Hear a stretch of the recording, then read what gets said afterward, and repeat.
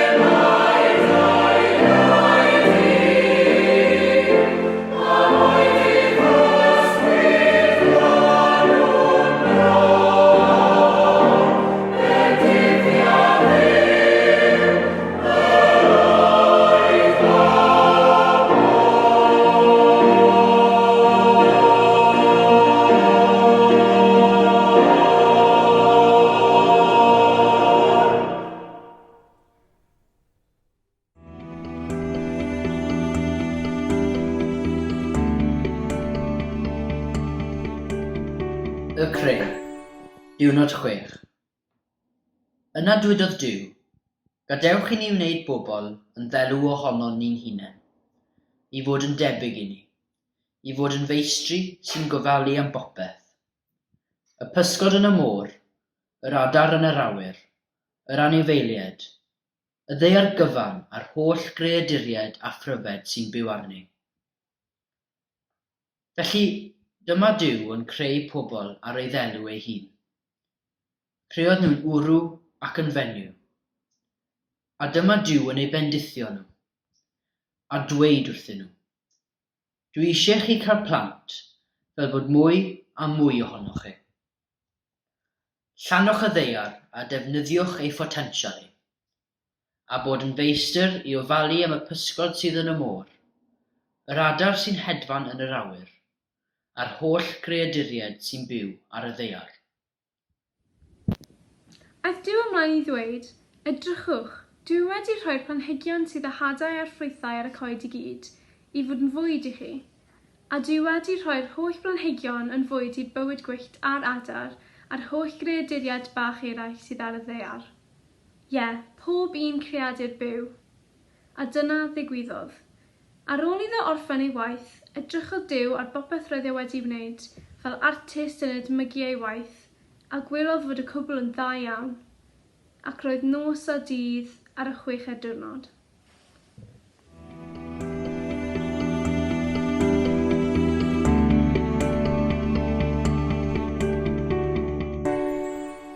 Croeso cynnes i wasanaeth ar y thema newid hinsawdd. Ni'n gofal ni pobl ifanc y priordy. Rydym yn cynnal yr oedfa hon ar drothwy gynhadledd COP26 yn Glasgow.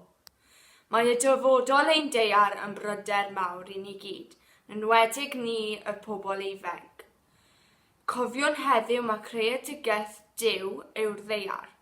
Mae'r ddaear gyfan yn ei foli ac yn ein gwahodd ni i'w foli ef hefyd.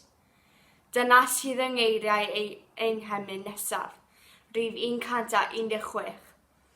Nef a deiar tir ar môr sydd yn datgan mawl ein iwr, fyny dithau fy uned fod, yn y canol heb roi clod, emyn 116.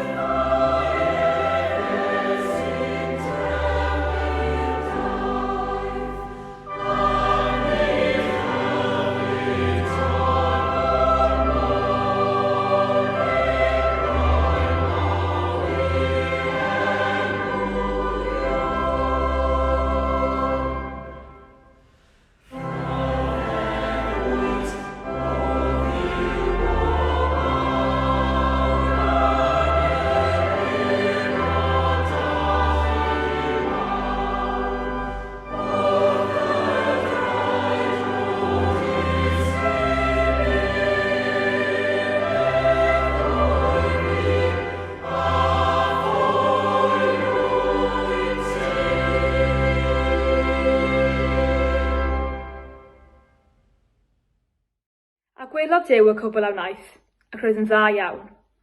Trwy'r Beibl, mae creadigaeth Duw yn cael ei ddisgrifio fel rhywbeth da iawn, neu fel rhywbeth prydferth iawn. Ond mae'n fyw sy'n newid drwy'r amser. Mae cymylau'n ffurfio ac yn ailffurfio, mae planhigion yn tyfu, marw ac yn pydru, mae mynyddoedd yn dod i anterth ac yn adadfeilio, ac mae'r llanw'n mynd a dod. Mae rhyfeddod am awredd y byd sydd yn ein cynnal ni yn dangos gogoniant Duw, ond mae'r blaned yn newid mewn ffordd arall hefyd, a'r newid yma yw newid hinsawdd. Mae newid hinsawdd wedi dod yn derm cyfarwydd i ni yn ddiweddar. Mae newid hinsawdd yn digwydd wrth i ormod o nwyon tŷ gwydr gael ei ryddhau'r atmosffer.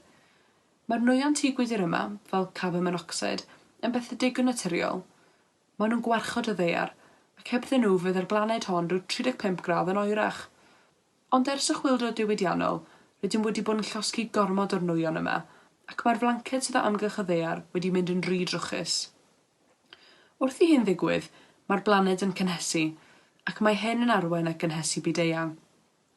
Mae effeithiau cynhesu byd-eang yn amlwg iawn erbyn hyn, ac yn ymestyn i 4 ban byd. O danau gwyllt gorllewin America a Siberia i sechdau'r gweithiau Brasil mewn bron canrif, o lifogydd dwyrain Ewrop a China i ddinasoedd mwy ar byd o dan ddŵr. Mae'r dinistr yma yn digwydd nawr mewn byd sydd ond wedi cynhesu 1.1 gradd Celsius. Dyma mwy o arwyddion newid hinsawdd.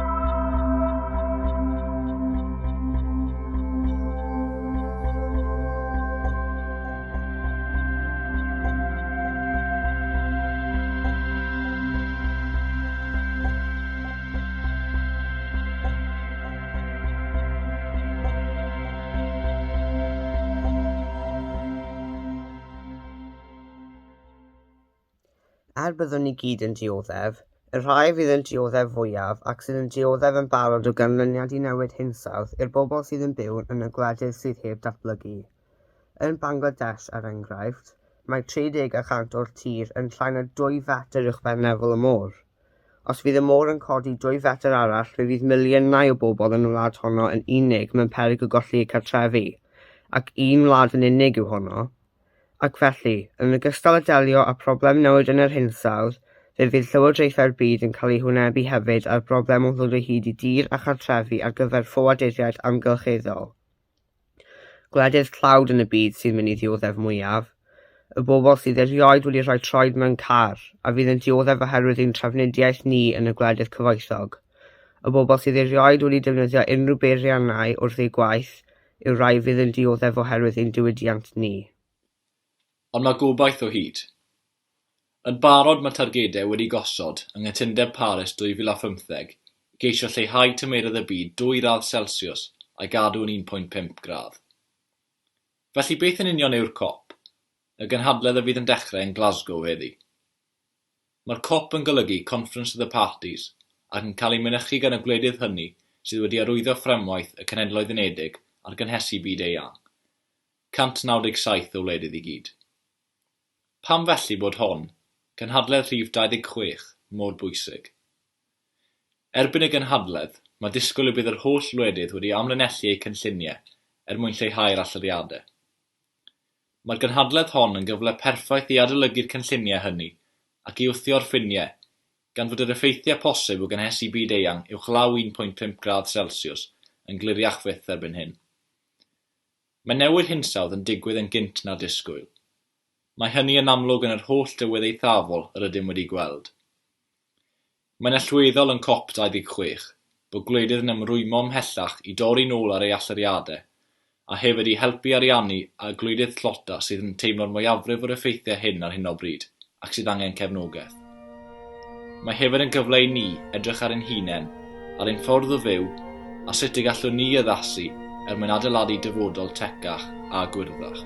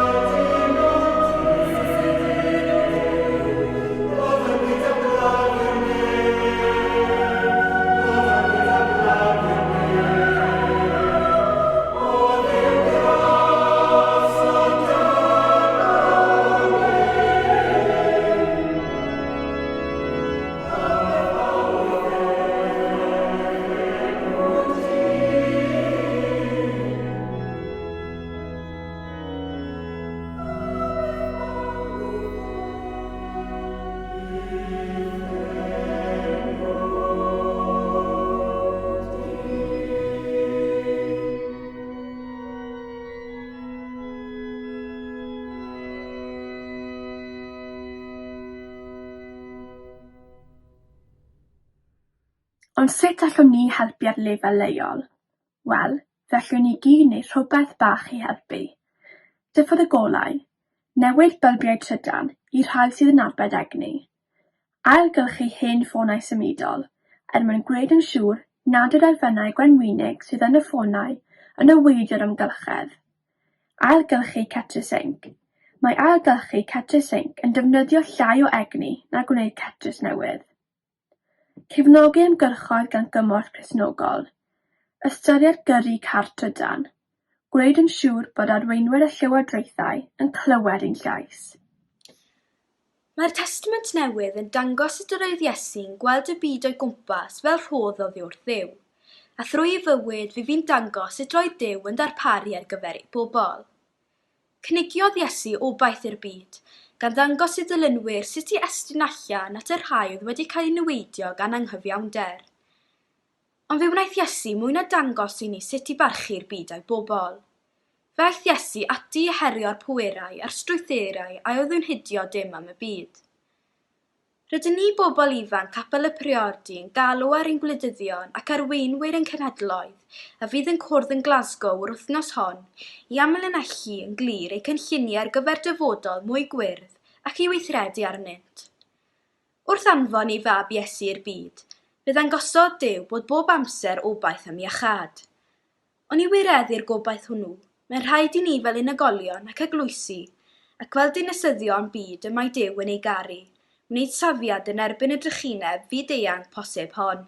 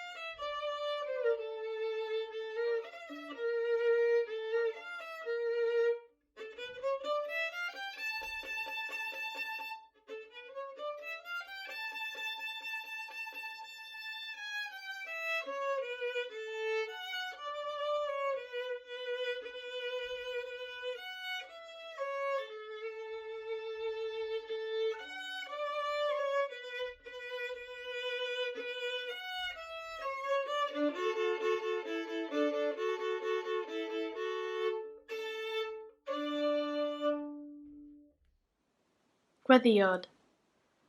Dduw'r Creawdwr a wnaeth y nef a'r ddaear. Cydnabyddwn ei bod wedi methu a byw mewn modd cyfrifol fel rhan o'r greadigaeth.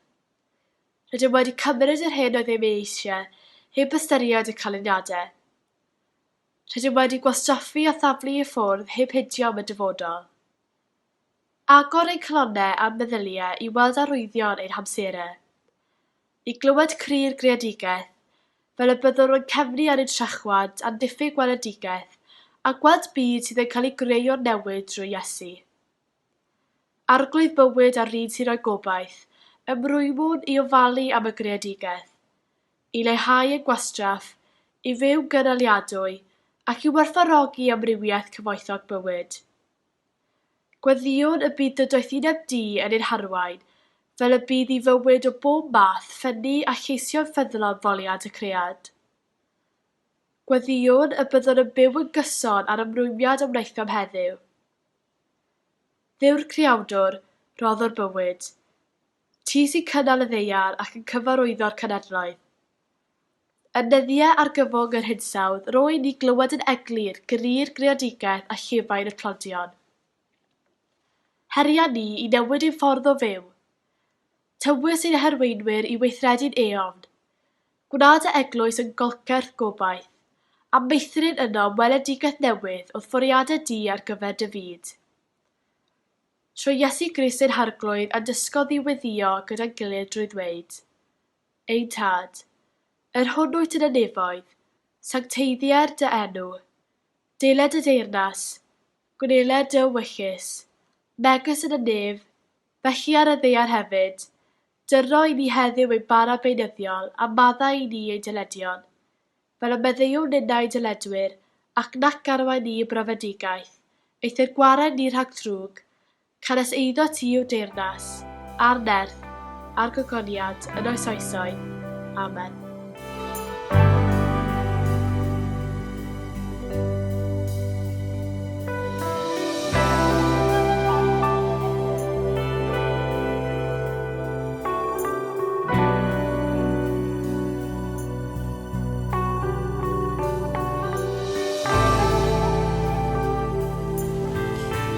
Diolch yn fawr iawn i chi gyd am eich cwmni heddi, a diolch arbennig i'r bobl ifanc am gymryd rhan.